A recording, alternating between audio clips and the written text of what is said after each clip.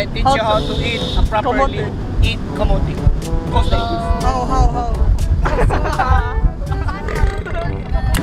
Okay kayo!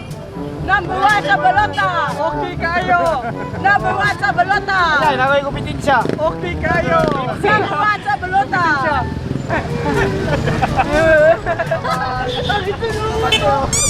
Tuwan ba? Tuwan sa mga. Tuwan yan nila ko.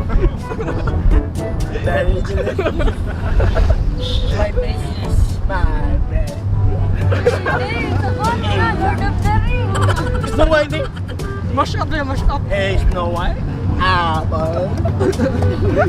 Gusto mo apple? Apple. Kami habihan gusto ko.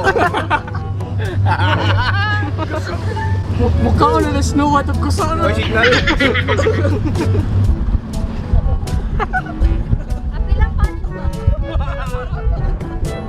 So delicious. So delicious. Turtle.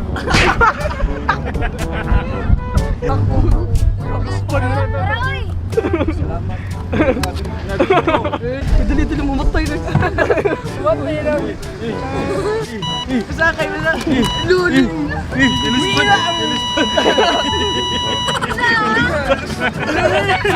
Ano ito? Matay yun lang.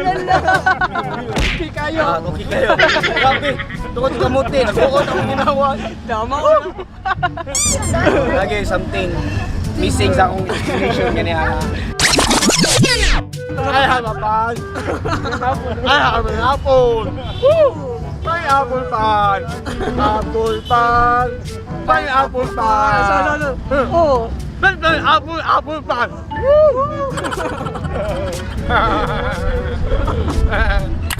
This apple made of kamote. So It's an apple fan. Apple friend. this is an apple friend. What we call this in kamote? This is the bedolasius.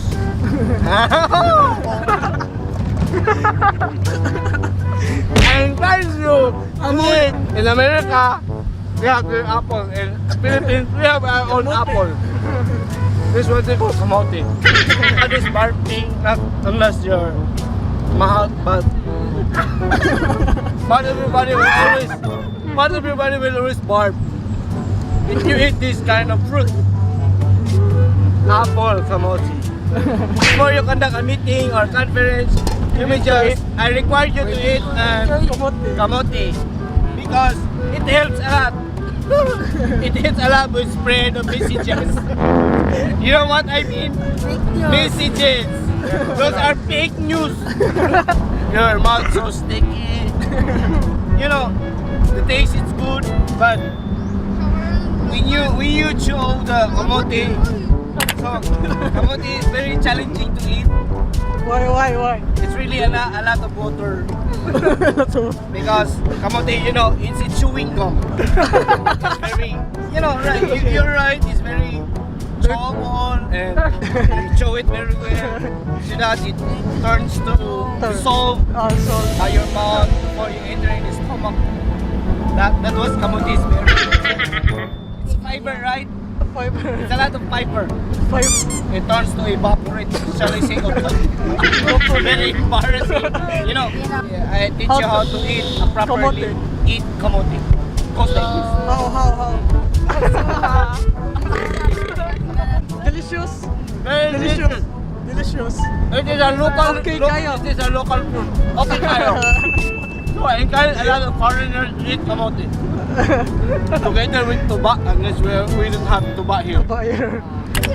Lagi something missing sa akong explanation kanya. The proper eating of kamote. That's why yung masaya. So, we need to prepare a water before you eat a lot of kamote. So, you know, grabe. Okay kayo. I struggle a little bit. Konsehal, magabi konsehal. Oh, may Kanang isa doon. hapit na mo ganung atong eleksyon karon ng Mayo 14. Unsa may mga plataporma na to nga mabuhat na to sa tuang kuan nasod. So, kanadong maayo gyud na imong mga pangutana. So, as you can see sa akong oras sa pagpangampanya, mao kato inyo nakita nga unsay akong gibitbit. So, nakita gyud ninyo nga ako nagbitbit gyud ko usa ka kamuti. So, mo na akong ipasod gyud ako sa atong kongreso gyud diha sa atong panggobyerno di sa Cebu, siyudad sa Cebu nga kada balay ano na gyud kamuti. So suma dapat required ako aduna gyud kamuti kada lataran sa inyong mga balay. Kaya ako isip inyong bagong konsyal kamuti. Diyan nato makuha ang bagong nutrients rich in fiber na atong kamuti. So diyan nyo na ko tanan magtanom mo kamuti labi na ako na makalingkod ka ng isarpi. Hotdon nga na puno og kamuti. So watch out na mo maabot ini ay agi ng tarong. So daghang salamat. Salamat Para kayo. gito. Para gito. Okay kayo. Number 1 sa Balota! Okay kayo. Asas Carcar, bahala mo na. Tar Birwan. Okay kayo. Number 1 sa Balota! Okay kayo. Number 1 sa Balota! Oy, kapoy. So may nabigan na tanan. So ako dahil si Konsehal Isok magpapili isip konsehal dito sa distrito sa Cebu.